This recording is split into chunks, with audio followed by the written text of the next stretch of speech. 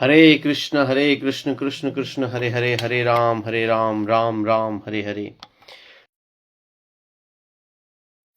हरे कृष्ण कृष्ण कृष्ण हरे हरे, हरे राम राम राम हरे हरे। तो हम लोग जो है आज भागवत कथा के सत्र के दूसरे दिन में प्रवेश कर चुके हैं। हम जस्ट लिंक शेयर कर देते हैं ताकि लोग जुड़ सकें। तो 10 सेकेंड के लिए होल्ड करेंगे। हरे कृष्ण। हरे कृष्णा। तो हम लोग जो है भागवत कथा के सत्र के दूसरे दिन में प्रवेश कर चुके हैं। तो हम लोग मंगलाचरण के साथ शुरू करते हैं। ओम अज्ञानतिमिरन्धस्य ज्ञानांजन शलाकया चक्षुरुन्मिलितं येन तस्मै श्री गुरुवे नमः। श्री चैतन्य मनोभीष्टं स्थापितं येन भूतले स्वयं रूपं कदा मह्यं ददाति स्वपदान्तिकं वन्देऽहं श्रीगुरु श्रीयुतापदकमलं श्रीगुरून् वैष्णवांश्च श्रीरूपं सागरजातं सगन रघुनाथान्वितं तं सजीवं साद्वैतं सावधूतं परिजनसहितं श्रीकृष्ण चैतन्य देवं सगन ललिता विशाखान्वितं च। हे कृष्ण करुणा सिंधु दीनबंधु जगतपते गोपेश गोपिका कांत राधा कांत नमस्तुते तप्त कांचन गौरांगी राधे वृंदावनेश्वरी वृषभानुसुते देवी प्रणमामि हरिप्रिये। जय श्री कृष्ण चैतन्य प्रभु नित्यानंद श्री अद्वैत गदाधर श्रीवासादि गौर भक्तवृंद। नमो महावदन्याय कृष्ण प्रेम प्रदायते कृष्णाय कृष्ण चैतन्य नामने गौरत्विसे नमः। हरे कृष्णा कृष्णा कृष्णा हरे हरे, हरे राम राम राम हरे हरे। तो हम लोग श्रीमद् भागवतम के सत्र के दूसरे दिन में प्रवेश कर चुके हैं। तो हमने कल भागवत महात्म्य के ऊपर चर्चा किया था। तो भागवत महात्म्य कल हमारा हो गया था। हम आज से जो है श्रीमद् भागवत महापुराण के बुक के अंदर जो है जो 12 स्कंद में आता है, अलग अलग जो बुक है 11, ये पहला जो स्कंद है उसमें से पहला जो अध्याय है उसमें पहला श्लोक से हम लोग जो है शुरू करने वाले हैं। तो पहला अध्याय के पहला श्लोक को हम लोग जो है एक बार उच्चारण करते हैं। ओम नमो भगवते वासुदेवाय, ओम नमो भगवते वासुदेवाय, ओम नमो भगवते वासुदेवाय। जन्मादस्य अतो अन्वयादितरत् चर्थे स्वभिज्ञ स्वराट तेने ब्रह्म हृदयादि कवये मुह्यन्ति यत् सूर्या तेजो वारिं मृदाम यथा विनिमयो यत्र त्रिसर्गो मृषा धामना स्वेन सदा निरस्त कुहकम सत्यम परम धीमहि। इसका प्रभुपाद जी इस प्रकार से ट्रांसलेशन करते हैं। हे वसुदेव पुत्र श्री कृष्ण, हे सर्वव्यापी भगवान, मैं आपको सादर नमस्कार करता हूं। मैं भगवान श्री कृष्ण का ध्यान करता हूं क्योंकि वे परम सत्य हैं और व्यक्त ब्रह्मांडों की उत्पत्ति पालन संहार के समस्त कारणों के आदि कारण हैं। वे प्रत्यक्ष तथा अप्रत्यक्ष रूप से संपूर्ण जगत से अवगत रहते हैं। वे परम स्वतंत्र हैं क्योंकि उनसे परे अन्य कोई कारण है ही नहीं। उन्होंने सर्वप्रथम आदि जीव ब्रह्मा के हृदय में वैदिक ज्ञान प्रदान किया। उन्हीं के कारण बड़े बड़े मुनि तथा देवता उसी प्रकार से मोह में पड़ जाते हैं जिस प्रकार अग्नि में जल या जल में स्थल देखकर कोई माया द्वारा मोहग्रस्त हो जाता है। और उन्हीं के कारण समस्त भौतिक ब्रह्मांड जो प्रकृति के 3 गुणों की प्रतिक्रिया के अस्थायी रूप से प्रकट होते हैं वास्तविक लगने लगते हैं, जबकि ये अवास्तविक होते हैं। तब मैं उस भगवान श्री कृष्ण का ध्यान करता हूं जो भौतिक जगत के भ्रामक रूपों से सर्वथा मुक्त अपने दिव्य धाम में निरंतर वास करते हैं, उनका मैं ध्यान करता हूं। तो इस प्रकार से ये श्लोक है, ये श्लोक का जो है ट्रांसलेशन है। श्लोक एक बार और हम लोग उच्चारण करके जो है क्लास में आगे बढ़ते हैं। जन्मादस्य अतो अन्वयादितरत् चर्थे स्वभिज्ञ स्वराट तेनो जन्मादस्य अतो अन्वयादितरत् चर्थे स्वभिज्ञ स्वराट तेने ब्रह्म हृदय आदि कवये मुह्यन्ति यत् सूर्या तेजो वारी मृदाम यथा विनिमयो यत्र त्रिसर्गो मृषा धामना स्वेन सदा निरस्त कुहकम सत्यम परम धीमहि। तो अब हम लोग जो है इसके ऊपर डिटेल में जो व्याख्यान है वो प्रारंभ करते हैं। प्रारंभ में जब व्यास मुनि जो है भागवतम जब रचना कर रहे हैं तो प्रारंभ में वो मंगलाचरण बोलते हैं। कोई भी चीज जब होता है, जैसे भी आपने देखा कि कथा प्रारंभ हुआ, तो कथा प्रारंभ होने से पहले मेरे मुख से आपने सुना ओम अज्ञानतिमिरन्धस्य ज्ञानांजन शलाकया चक्षुरुन्मिलितं येन तस्मै श्री गुरुवे नमः। गुरु की वंदना करते हुए आगे जो है मंगलाचरण बोलते हुए फिर जो है कोई भी चीज शुरू होता है। और शुरू होने के बाद आप किस विषय में बात करने वाले हैं, उसका वस्तु विषय, वस्तु निर्देश, ये सब के ऊपर चर्चा होता है। तो श्रीमद् भागवत महापुराण जब शुरू हो रहा है तो शुरू होते ही जो है पहला 3 श्लोक जो है उसमें व्यासदेव जो है वो मंगलाचरण बोलते हैं। मंगलाचरण में क्या क्या डिटेल में हम लोग उसमें अंदर घुसने का प्रयास करेंगे। प्रारंभ में मंगलाचरण वस्तु विषय का संकेत करता है, जैसे जिसे पढ़ने सुनने वाले लोग जो है वो समझ सके कि हम लोग क्या पढ़ने जा रहे हैं, क्या सुनने जा रहे हैं। उसके बाद व्यासदेव जो है पढ़ने सुनने जो भी वाले लोग हैं सबको आशीर्वाद प्रदान करते हैं, और इस प्रकार से वो अपने इष्ट देव भगवान श्री कृष्ण का ध्यान करते हुए मंगलाचरण करते हैं। बोलते हैं सत्यम परम धीमहि, बोलते हैं सत्यम परम धीमहि। जैसे कोई भी विषय, कोई भी वस्तु है तो उसका लक्षण बताया जाता है कि हम इसके ऊपर क्या चर्चा करने वाले हैं, किस प्रकार से करने वाले हैं। तो श्रीमद् भागवत महापुराण के ऊपर जो विषय वस्तु के ऊपर जो चर्चा करने वाले हैं व्यास मुनि, तो बता रहे हैं कि श्रीमद् भागवत महापुराण में 2 लक्षण भगवान के हम लोग अभी प्रथम बताएंगे, तटस्थ लक्षण और स्वरूप लक्षण। ये 2 प्रकार के लक्षण होते हैं किसी भी व्यक्ति के या किसी भी वस्तु के या किसी भी प्रकार के किसी भी चीज के लक्षण होते हैं। तो इस प्रकार से भागवतम के प्रथम श्लोक के साथ ये जो सत्यम परम धीमहि मतलब बोल रहे हैं श्लोक का जो मूल विषय, पूरे श्लोक का जो मूल विषय है, 4 लाइन का श्लोक का मूल विषय जो है वो है सत्यम परम धीमहि। इसका मतलब है जो परम सत्य भगवान श्री कृष्ण है, मैं उनके ऊपर ध्यान करता हूं। ध्यायेन, लास्ट में जो है बहुवचन का प्रयोग किया गया है ध्यायेन, तो इसका मतलब है कि अकेले ध्यान नहीं कर रहे हैं। ध्यायेन मतलब बहुत सारे व्यक्ति मिलके बैठे हुए और सब मिल करके जो है ध्यान कर रहे हैं। मतलब हमारे गुरु परंपरा में एक कल्चर है, ये रिवाज है देखा जाए तो, कि कोई भी अकेले भगवान का प्रार्थना नहीं करता है। जैसे मंगल आरती होता है, सभी गुरु शिष्य मिलकर के एक साथ जो है भगवान की आरती करते हैं, गुरु वंदना करते हैं, सब कुछ करते हैं। तो इस प्रकार से ध्यायेन शब्द का अर्थ है कि सब लोग मिल करके भगवान का ध्यान करने वाले हैं। तो इस प्रकार से भगवान के 2 लक्षण जो है इसमें वो हम लोग अभी भगवान श्री कृष्ण, मान लीजिए कोई भागवतम शुरू हो रहा है, आपने भागवतम का बहुत कथा सुना हुआ है, इसलिए आपको पता है कि भगवान श्री कृष्ण ये है, वो इस प्रकार के दिखते हैं, आपने देखा है, उनका दर्शन किया है।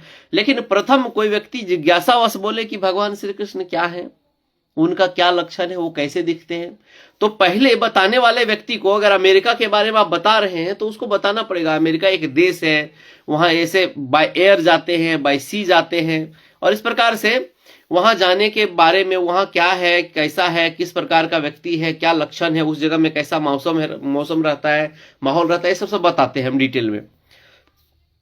तो इसी प्रकार से भगवान श्री कृष्ण के स्वरूप लक्षण के ऊपर चर्चा करते हैं और बोलते हैं कि हम जो है भगवान श्री कृष्ण के ऊपर ध्यान करते हुए अपने सभी शिष्यों, सभी जितने अनुयायी हैं, पार्षद हैं, सबके साथ भगवान श्री कृष्ण का ध्यान करते हैं ध्यायेन।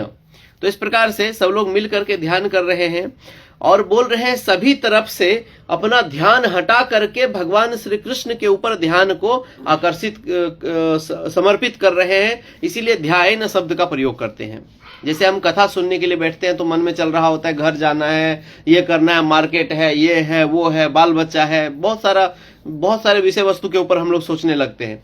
लेकिन यहाँ पहले ही क्लियर किया जा रहा है कि जब भागवत सुनते हैं तो व्यासदेव क्या बोल रहे हैं, ध्यायेन मतलब सभी विषय वस्तु के ऊपर से ध्यान को हटा करके, तिरस्कृत करके भागवतम के ऊपर हमारा ध्यान जो है वो समर्पित होना चाहिए, वहां पे हमारा ध्यान लगा हुआ होना चाहिए।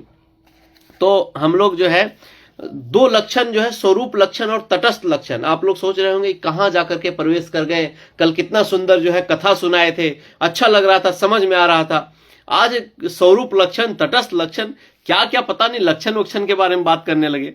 तो लक्षण वक्षण के बारे में बात करना पड़ेगा, तब न जानेंगे भगवान कौन है, वो क्या कर सकते हैं, वो कितने बड़े हैं, सर्वव्यापी हैं, उनका क्या सामर्थ्य है। नहीं तो लोग क्या करते हैं, घर में जाएंगे, भगवान को वृंदावन घूमने जाएंगे, वृंदावन से छोटे से लड्डू गोपाल को लेके आएंगे, बोलेंगे यही मेरा बेटा है, यही मेरा सोना है, उसके साथ लड्डू गोपाल को साथ में सुलाएंगे, उनको साथ में जो खाएंगे वो खिलाएंगे। उनको पता ही नहीं होता ये परम कृष्ण है, ये परम ईश्वर है, महेश्वर है, ये परमेश्वर है। अखिल ब्रह्मांड नायक भगवान श्री कृष्ण हैं। उनको एक बालक के रूप में हम उतना प्रेम का हमारा प्रगाढ़ स्थिरता नहीं है कि हम उनको एक बालक के रूप में उनको प्रेम कर सके। वो करते करते धीरे धीरे वो प्रगाढ़ता मिलती है। अचानक से वो प्रगाढ़ता एक ही जन्म में मनुष्य को यहीं पर डायरेक्ट नहीं मिल पाता है। तो इस प्रकार से यशोदा मैया को घर में वो प्रकट हुए थे, तब जाकर के वो एक बच्चे के रूप में उनका लालन पालन कर रही थी। उनको भगवान ने स्वयं अधिकार दिया था माँ का दर्जा दे करके। लेकिन आप जो लल्ला को खरीद के लेके आते हैं, वो लल्ला जो है आप अधिकार जाके लेके आते हैं, तो उनको भगवान के रूप में पहले हमें देखना चाहिए, उसके बाद जाकर के उनसे संबंध स्थापित करना चाहिए, उनके बारे में जानना चाहिए, उनकी महानता को जानना चाहिए कि वो कौन है, वो कैसे हैं, कितने महान हैं वो। तो इस प्रकार से स्वरूप लक्षण के ऊपर हम लोग जो है चर्चा जब कर रहे हैं, तो स्वरूप लक्षण क्या होता है भगवान का। जैसे जो विशेषता, स्वरूप लक्षण का मतलब होता है, व्याकरण भी आप लोग पढ़ लेंगे धीरे धीरे थोड़ा थोड़ा, जो वो विशेषता जो हमेशा विद्यमान रहती है और दूसरों से उस वस्तु का भेद करती है। जैसे एक टेबल है, तो टेबल में 4 जो है वो उसका पैर होगा, तब जाकर के वो टेबल कहलाएगा। लेकिन अगर उसमें 2 ही डंडा हो, 2 ही पैर हो, तो टेबल नहीं कहलाएगा। तो उसका वो स्वरूप है, उससे वो भेद हो रहा है दूसरे चीज से, कि टेबल है, ये कुर्सी है, चारपाई है। तो इस प्रकार से जो है स्वरूप किसी भी चीज का उसको दूसरे के स्वरूप से भेद करता है। अब स्वरूप, जैसे हमने भगवान का लक्षण देखा स्वरूप और तटस्थ लक्षण, तो उसके अंदर स्वरूप लक्षण के 2 भाग हैं, प्रकृति और आकृति। कि स्वरूप में उसका प्रकृति मतलब वो किस चीज से बना हुआ है। जैसे टेबल किस चीज से बना हुआ है, लकड़ी से बना हुआ है। और उसकी आकृति कैसी है, तो वो चारपाई है, ऐसा प्लेन सरफेस है। तो उसी प्रकार से भगवान की प्रकृति और आकृति, प्रकृति क्या है, किस चीज से वो बने हुए हैं। तो भगवान जो है वो सतचित आनंद से बने हुए हैं। और आकृति, उनकी बनावट जो है वो द्विभुज स्वरूप में होते हैं। उनके 2 भुजाएं हैं, मोर पंख धारण करते हैं, वो बांसुरी बजाते हुए रहते हैं। तो इस प्रकार से उनकी आकृति हुई। और प्रकृति की वो किस चीज से बने हुए हैं। प्रकृति में भगवान के 3 चीज आते हैं। जैसे भगवान सच्चित आनंद से बने हुए, सचिदा बोलते हैं, ईश्वरः परमं कृष्ण सच्चिदानंद विग्रह अनादिरादिर गोविंद सर्व कारण कारणम। जो ईश्वर श्री कृष्ण है वो सत, चित और आनंद 3 चीज से मिलकर बने हुए हैं। जैसे हमारा शरीर जो है ये बना हुआ है मिट्टी, जल, वायु, आकाश, अग्नि, ये 5 तत्वों से मिलकर हमारा शरीर बना हुआ है। जब हम मरते हैं, हमारा दाह संस्कार हो जाता है, जब हम शरीर छोड़ते हैं, तो जो मिट्टी है वो राख बनकर मिट्टी में मिल जाता है। जो धुआं है वो हवा के रूप में जाकर के ऊपर आसमान में मिल जाता है। जो आकाश है वो आकाश में चला जाता है। और जो अग्नि है वो अग्नि जल के निकल जाता है। और जो जल है वो वाष्प बन के उड़ जाता है जलने के दौरान। तो इस प्रकार से ये हमारे शरीर से जो है हमारा शरीर का जो है इस प्रकार से जो है प्रकृति है, ये कि इस प्रकार इन चीजों से मिलकर बना हुआ है प्रकृति से। तो ऐसे भगवान की क्या प्रकृति है, तो भगवान सत, चित और आनंद से बने हुए हैं। सत, चित और आनंद कहने का मतलब है भगवान चिन्मय है, आनंदमय है और नित्य है। सत मतलब वो सत्य है, सत्य मतलब वो नित्य है, सत चित, और वो हमेशा चेतनामय मतलब उनके अंदर सारा ज्ञान है और उनके अंदर ही आनंद है। जैसे अगर आपको आनंद चाहिए तो आनंद लेने के लिए आप कहाँ मार्केट में जाकर के कहीं थोक के भाव में आपको आनंद मिल सकता है? नहीं मिल सकता है। आनंद आपको अगर चाहिए तो वो सनातन सत्य भगवान ही है जहां पे आपको आनंद मिल सकता है। जो आनंद है, आनंद के सागर है भगवान। जैसे सूर्य जो है ऊर्जा के स्रोत हैं। अगर आप चाहें कि सूर्य जो है वो सूर्य को हम रिप्लेस कर दें, सूर्य को हटा दें, सूर्य के जगह में हम दुनिया का सारा बिजली, सारा लाइट, सब कुछ लगा करके अंधकार को दूर कर दें। दुनिया में अभी तक इतना हो गया लेकिन अंधकार दूर नहीं हुआ, इतना बिजली पैदा हो गया फिर भी। तो इसी प्रकार से सूर्य जो है वो ऊर्जा का स्रोत है। जैसे सूर्य ऊर्जा का स्रोत है तो उससे आप सोलर पैनल लगा करके ऊर्जा लेते हैं और अलग अलग प्रकार से धूप में बैठ करके जा करके थोड़ा ऊर्जा लेते हैं ठंडे के दिन में। तो उसी प्रकार से भगवान आनंद के स्रोत हैं, आनंद के सागर हैं। तब जब आप मंदिर में जाते हैं, भगवान का दर्शन करते हैं, तो वहां से थोड़ा सा आनंद जो है वो आपको प्राप्त होता है और आप जो है आनंदित हो उठते हैं। तो इस प्रकार से जैसे सूर्य से ऊर्जा मिलता है वैसे भगवान से हमें आनंद मिलता है। और सत्य, भगवान सत्य है, भगवान से हमें ज्ञान मिलता है, बुद्धि मिलता है, सब भगवान से मिलता है क्योंकि सब चीज के स्रोत वही हैं, सच्चित और आनंद। तो भगवान जो है सत्य है और नित्य है। नित्य है मतलब क्या? अकेले वो रहते हैं हमेशा? नहीं, भगवान हमेशा से जो गोलोक वृंदावन धाम उनका है उसके साथ नित्य हैं, उनके जितने भक्त हैं वो भी साथ में नित्य हैं। भगवान पूरी तरह से नित्य हैं, वो कभी भी उनका न नष्ट होता है। पास्ट, प्रेजेंट, फ्यूचर सभी में भगवान जो है विराजमान है। पास्ट में भी है, प्रेजेंट में और फ्यूचर में भी, तीनों अवस्था में भगवान जो है अपने आप को विराजमान रखते हैं। तो इस प्रकार से हमने देखा कि भगवान जो है सत्य हैं, चित हैं और आनंद हैं, आनंद के सागर हैं। जैसे उदाहरण स्वरूप भगवान जो है वो हम भगवान का एक बहुत ही छोटा सा अंश हमारे इस पूरे शरीर को चलाने के लिए सामर्थ्यवान है। तो उन भगवान की परिकल्पना आप करके देखिए कि वो कितने आनंद, कितने चिन्मय और कितने शक्तिशाली होंगे। उदाहरण स्वरूप ये पूरा शरीर जब चल रहा है, जैसे आपके घर गांव में कोई मर जाता है तो बोलते हैं वो फलना व्यक्ति जो है मर गए, चले गए, छोड़ के चले गए, वो मर गया, अब नहीं रहा। तो इसका मतलब कौन नहीं रहा? उसका शरीर, आंख, नाक, कान, बाल, श्वेत, कपड़ा, सब कुछ तो वही है, पड़ा हुआ है। तो गया कौन? तो उसके अंदर जो छोटा सा आत्मा है वो आत्मा निकल करके चला गया। तो उस आत्मा का साइज आप लोगों को नहीं पता होगा, वो हम आपको बताते हैं। आत्मा का साइज क्या है? बोलते हैं केसाग्र शतखंड शतखंड, मतलब ये जो बाल होता है और बाल का जो लास्ट का जो सबसे पतला वाला भाग होता है उसका शतखंड शतखंड, मतलब 100 भाग का 100वां भाग, मतलब 1000वां, 100 गुने 100 कितना हो गया? 10,000। मतलब बाल का जो अगला भाग है उसका 10,000 टुकड़ा करेंगे तो उसका जो साइज रहेगा वो साइज आत्मा का है, वो साइज आत्मा का है।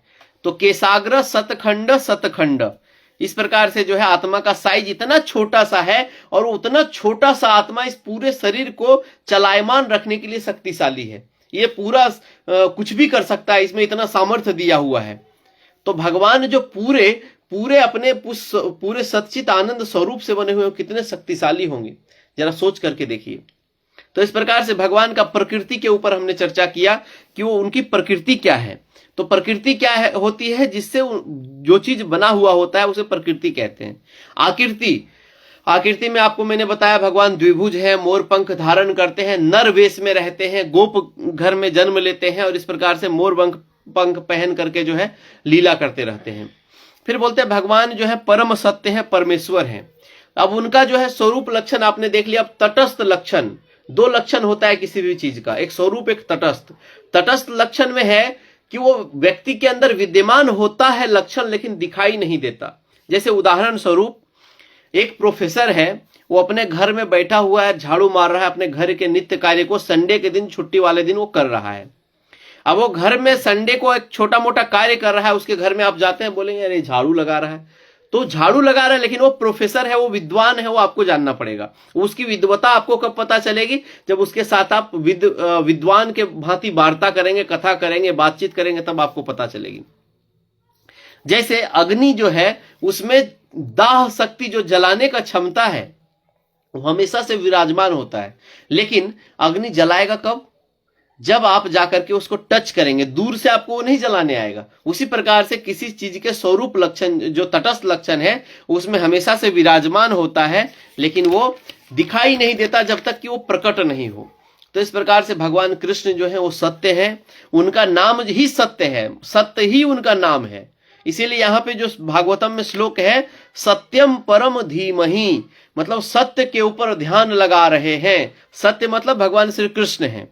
तो इस प्रकार से एक प्रश्न उठता है कि भगवान जो है, बहुत जब हम लोग सुनते हैं कि भगवान इस प्रकार से सर्वव्यापी है, आत्मा स्वरूप, परमात्मा स्वरूप में सबके अंदर विराजमान है, एक एक कण में विराजमान है, उनके कंट्रोल में सब कुछ है, तो वो फिर एक व्यक्ति स्वरूप में द्विभुज, मतलब एक व्यक्ति के स्वरूप में वो कैसे रह सकते हैं? जो सर्वव्यापी हो, मतलब हर तरफ फैला हुआ हो, उसका एक आकार कैसे हो सकता है? ये हमारे बुद्धि के परे का चीज है। उदाहरण के रूप में इसको समझ सकते हैं, जैसे मेरा फेसबुक लाइव सेशन आप देख रहे हैं ये भागवत का, तो आप जो है आपके मोबाइल में मैं वहां से आपको बोल रहा हूं, आप जितने लोग भी लाइव हैं सबके मोबाइल से मेरा आवाज निकल रहा है, लेकिन मैं तो एक ही व्यक्ति हूं यहाँ बैठा हुआ, प्रसारण यहां से चल रहा है, आप लोग सब लोग देख पा रहे हैं। तो इस प्रकार से व्यक्ति की बनावट में ऐसी चीजें बन सकती है जो एक प्रसारण से अनेक अनेक लाखों करोड़ों लोगों तक जा सकता है। तो भगवान जो स्वयं भगवान है, जो अखिल ब्रह्मांड नायक हैं, वो ऐसा प्रसारण क्यों नहीं कर सकते कि वो एक जगह व्याप्त रह करके सर्वव्याप्त हो जाएं, एक जगह विराजमान होने के बाद भी सब जगह पे विराजमान हो।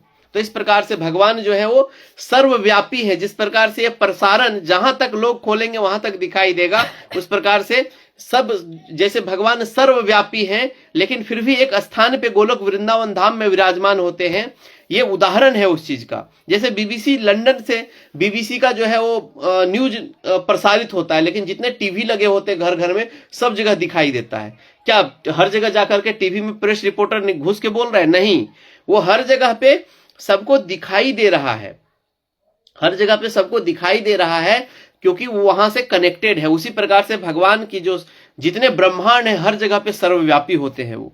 अब ज्यादा फिलॉसफी में जाने से आप लोग का जो है दिमाग में जो है वो चीजें अंदर ज्यादा घुस नहीं पाएगी, तो फिलॉसफी से बाहर निकलते हैं और थोड़ा भगवान के बारे में चर्चा करते हैं। कि अब भगवान के बारे में हम लोग जब चर्चा कर रहे हैं तो इसमें फिर बोलते हैं, बहुत सारे लोग दुनिया में ऐसे आते हैं जो बोलते हैं भगवान नाम का कोई चीज जो है ही नहीं। तो भगवान के बारे में आपको कैसे पता चलेगा? भगवान के बारे में पता चलने के लिए आपको किसी भक्त के मुख से जाकर के व्याख्यान सुनना पड़ेगा, किसी साधु के मुख से व्याख्यान सुनना पड़ेगा। अभी क्या होता है, आप डॉक्टर के पास जाते हैं, डॉक्टर का सुनते हैं, वकील के पास जाते हैं तो वकील का सुनते हैं, लेकिन किसी साधु के पास जब आते हैं तो आप खुद ही बोलने लगते हैं भगवान के बारे में मेरे से ज्यादा और कोई नहीं जान सकता है, मैंने देखा है उनको, मेरे साथ लीला किया है उन्होंने। पूरा ऐसा ऐसा चीज फेंकने लगेंगे, बताने लगेंगे जैसे भगवान रोज उनसे आकर के बात करते हो। तो इस प्रकार से किसी साधु के मुख से जब तक आप नहीं सुनेंगे तब तक भगवान के बारे में उनकी विशेषता जो है, उनका स्वरूप लक्षण, तटस्थ लक्षण, जो भी उनके सारी विशेषताएं हो नहीं पता चल सकती हैं। तो इस प्रकार से हम लोग देख रहे हैं कि भगवान जो है वो सर्वव्यापी हैं।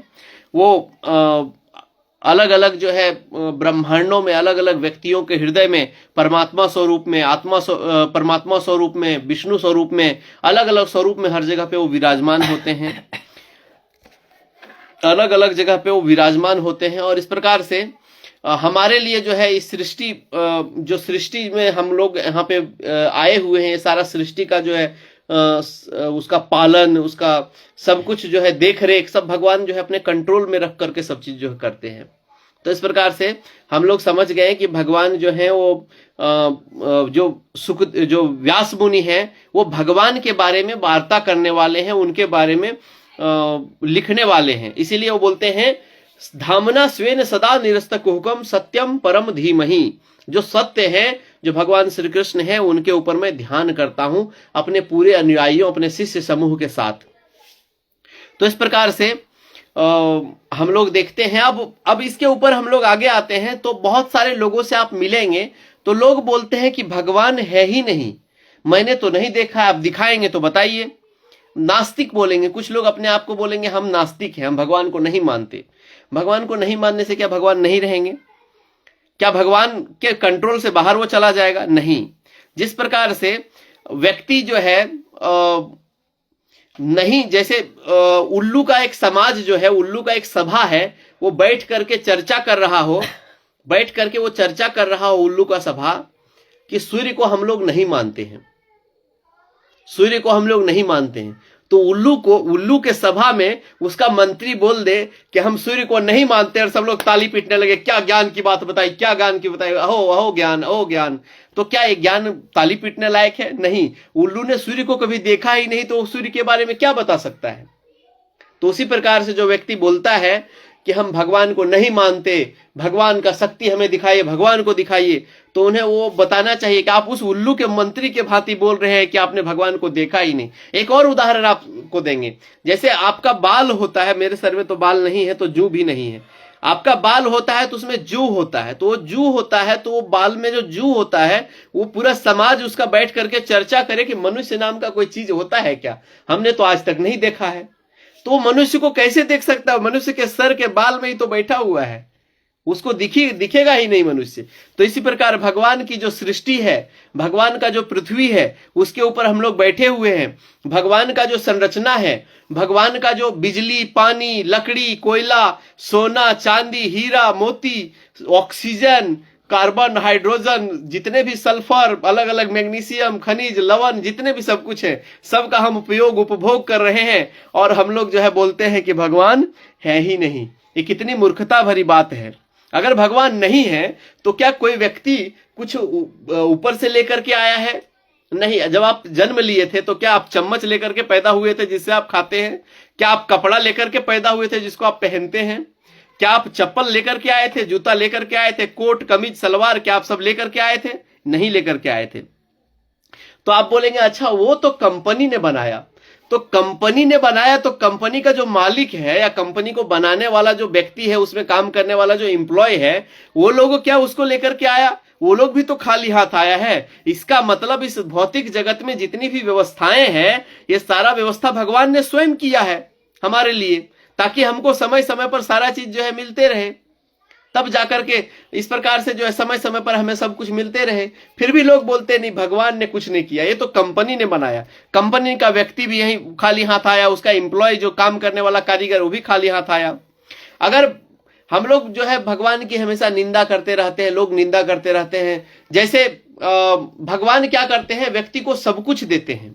उदाहरण, ये बहुत सुंदर उदाहरण होगा, इसको आप लोग ध्यान से सुनिएगा। भगवान सब कुछ देते हैं। भगवान जो है एक उदाहरण आपको देते हैं। एक कंपनी का मालिक है जो कंपनी के 20वें माले पे खड़ा है और वहां से नीचे एक नौकरानी को आवाज दे रहा है कि थोड़ा सुनो, ऊपर आओ ऊपर आओ, लेकिन ऊपर से आवाज नीचे तक नहीं आ रहा है और उसको सुनाई नहीं दे रहा है। तो मालिक क्या करता है, एक 5 रुपए का सिक्का ऊपर से गिरा देता है और सिक्का गिराने के बाद वो देखता है कि अब तो ये ऊपर देखेगी तो हमको जो है इससे काम करवाना रहेगा, ऑफिस में झाड़ू लगवाना है, बुला करके ऊपर बुला लेंगे। तो वो क्या करती है, जो नीचे नौकरानी काम कर रही होती है, वो इधर उधर देखती है, हर तरफ कोई देख तो नहीं रहा है, 5 रुपए का सिक्का उठा करके अपने पैकेट में भर लेती है। फिर जो है वो बोलता है अच्छा 5 रुपए से लगता नहीं होगा, इसको एक जो है बंडल गिरा देते हैं 100 के नोट का, ऐसे 10,000 रुपए का एक बंडल जो है गिरा देता है। और गिराने के बाद फिर अरे इतना बड़ा बंडल, ऐसे देखती है इधर उधर कोई देख तो नहीं रहा है, देखती है, फिर अपने जो है चुपचाप पैकेट में उठा करके भर लेती है। अब मालिक जो है परेशान हो गया कि इसको हम बुला रहे हैं, पैसा दे रहे हैं, फिर भी नहीं सुन रही है। ऊपर से जो है एक छोटा सा पत्थर उसके ऊपर गिरा देता है। जैसे पत्थर ऊपर से गिरता है, कौन है ऊपर में, कौन है, कौन मार रहा है हमको, वैसे ही जो है ऊपर की तरफ देखती है और बोलती है कौन मार रहा है, कौन मार रहा है, ऐसे।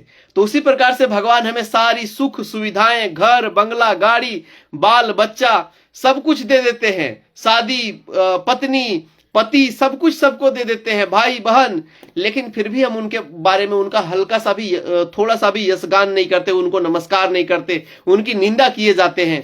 तो भगवान छोटा सा एक दुख दे देते हैं जो पत्थर की भांति आके हमारे ऊपर गिरता है। फिर हम बोलते हैं ये भगवान बहुत निर्दयी है, इतना कष्ट देते हैं, बहुत निर्दयी है। भगवान ने हमें सब कुछ दिया है, लेकिन हम लोग क्या करते हैं, उसकी निंदा करते रहते हैं और भगवान का कभी जो है वो धन्यवाद नहीं देते, भगवान का दर्शन नहीं करते हैं, भगवान का जो है भगवान को कभी याद नहीं करते, स्मरण नहीं करते। इसीलिए भगवान थोड़ा थोड़ा दुख देते हैं व्यक्ति को, ताकि जाकर के वो भगवान को स्मरण करे, याद करते रहे।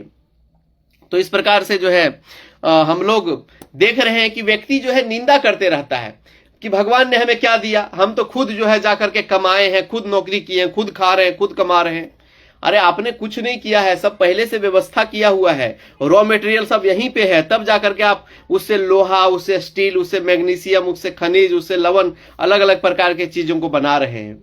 अगर जैसे भगवान कभी जो है पेट्रोल, डीजल, कोयला, पेड़, ऑक्सीजन, ये सब का मुआवजा मांग दे, तो कोई ऐसा अरबपति है दुनिया में जो भगवान को मुआवजा दे सके कि इतना दिन से तुम लोग यूज करते आ रहे हो, कोयला इतना निकाल दिया है, पूरा धनबाद जमीन के नीचे चला जा रहा है, इतना कोयला निकाला गया है, तो इतना कोयला धनबाद से निकाला गया है कि धनबाद जमीन के नीचे धीरे धीरे जा रहा है।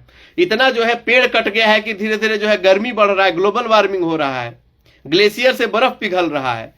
तो इतना सब कुछ जो हमने किया है, क्षति किया है, भगवान अगर इसका मुआवजा मांग दे, जैसे आप लोग हाईवे के बगल में घर आपका सरकार तोड़ दे तो आप मुआवजा मांगते हैं, उसी प्रकार से भगवान अगर मुआवजा मांग दे, कितना क्षति तुमने किया है। कोई है दुनिया में ऐसा बिजनेसमैन या अरबपति जो भगवान को एक दिन का भी मुआवजा दे सके? नहीं दे सकता है। तो हम लोग भगवान को क्या दे सकते हैं? कुछ नहीं दे सकते। भगवान बोलते हैं क्या चाहिए उन्हें, तो वो खुद भगवत गीता में बोलते हैं पत्रम पुष्पम फलम तोयम, मतलब एक छोटा सा तुलसी का दल ले लीजिए, पत्ता ले जाकर उनको समर्पित करिए, वो संतुष्ट हो जाएंगे आपसे।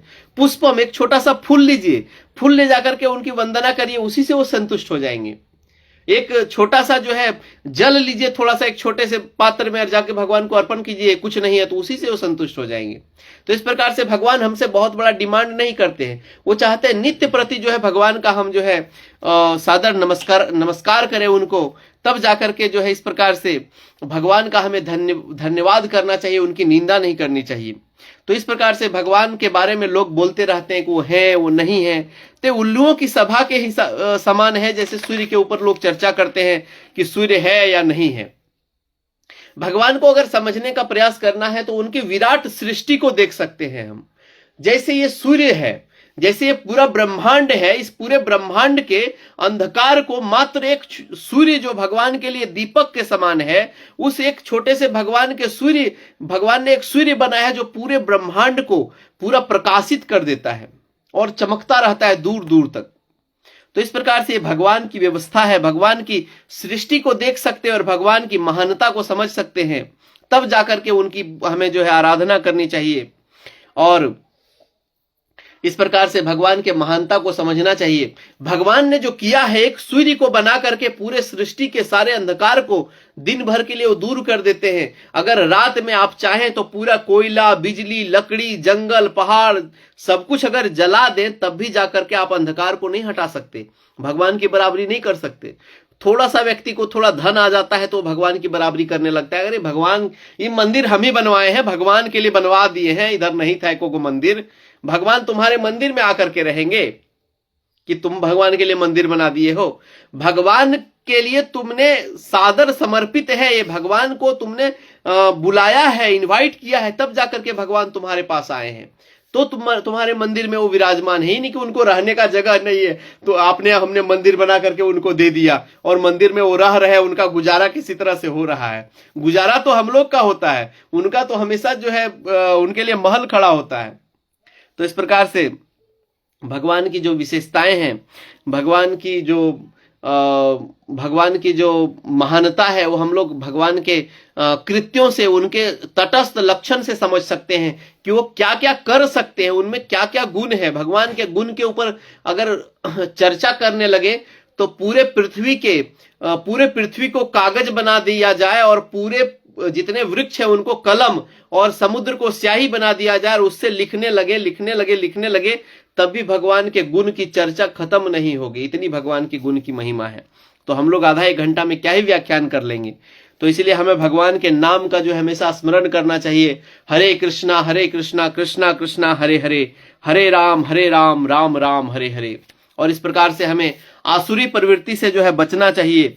आसुरी प्रवृत्ति कहने का मतलब है कि मांस भक्षण हो गया, अलग अलग प्रकार का जो आसुरी प्रवृत्ति है, लोगों को कष्ट देना, अलग अलग प्रकार की आसुरी प्रवृत्ति से जो है बचना चाहिए। एक बार हम सुन रहे थे एक वार्ता, उसमें एक व्यक्ति पूछ रहे हैं कि गिद्ध अभी नहीं दिखते हैं, गिद्ध कहाँ चले गए सब। तो एक साधु हैं, उन्होंने बोला कि गिद्ध लोगों को भूखमरी हो गया था, उन लोगों को खाने पीने का चीज मिल नहीं रहा था, इसीलिए सब जो है भारत छोड़ करके, दुनिया छोड़ करके चला गया। बोले क्यों?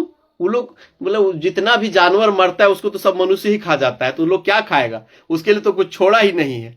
उसको तो गिद्ध का क्या भोजन है, वो मरा हुआ चीजों को खाता है और उसको जो है आज मनुष्य खा रहे हैं, तो मनुष्य ही सब भक्षण कर ले तो गिद्ध बेचारा कहाँ जिएगा। तो इस प्रकार से हास्यास्पद तरीके से आसुरी प्रवृत्ति के बारे में उन साधु ने बता दिया। तो आसुरी प्रवृत्ति से हमें बचना चाहिए।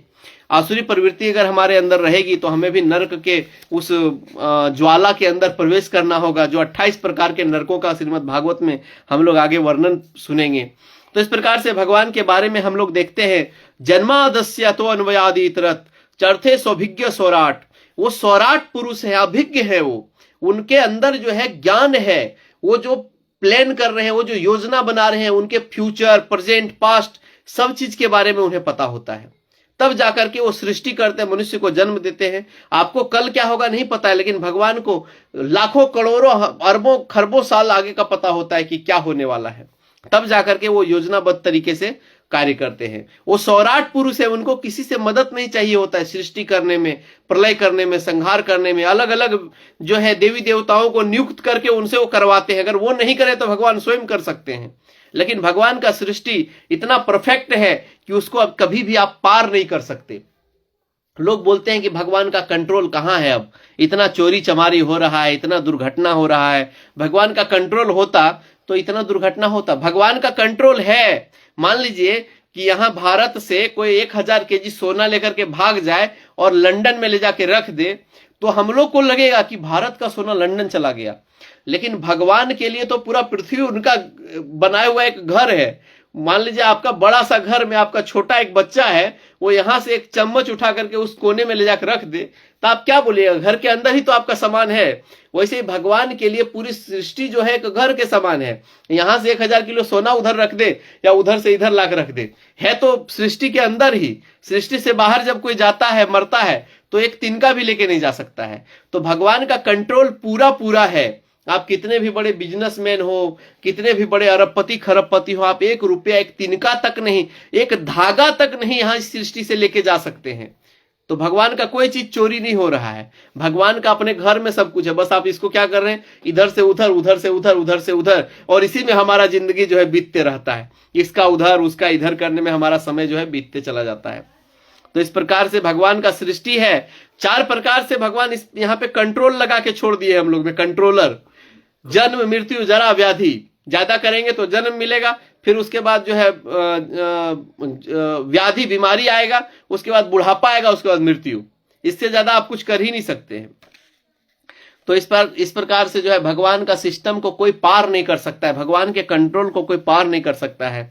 रविंद्रनाथ ठाकुर एक कविता में बोलते हैं, हाय मम जीवने है यदि शेष, पड़ी जाबे नयने अंतिम निमेष। अगर मेरा जीवन का जो है अंतिम क्षण आ जाएगा तो मेरा जो निमेष है, आंख का एक पलक जो है, वो हमेशा के लिए बंद हो जाएगा। उसके बाद वो कभी नहीं खुलेगा, उसका कभी भी उन्मेष नहीं होगा निमेष होने के बाद।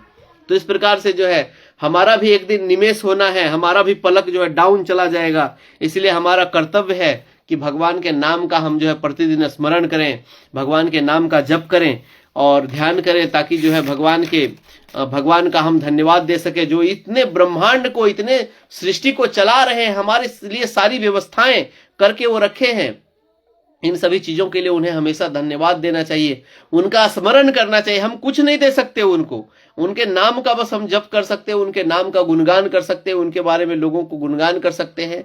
इसीलिए जब आप भगवान के बारे में, भगवान का नाम लेते हैं, उनका गुणगान करते हैं, तो आपको आनंद प्राप्त होता है, क्योंकि वो आनंद के सागर है। भगवान जो है आनंद के स्रोत हैं। तो अगर आपके जीवन में आनंद का कमी है, आपको लगता है कि बड़ा दुख है जीवन में, तो मतलब आपके जीवन में एक ही चीज मिसिंग है। क्या मिसिंग है?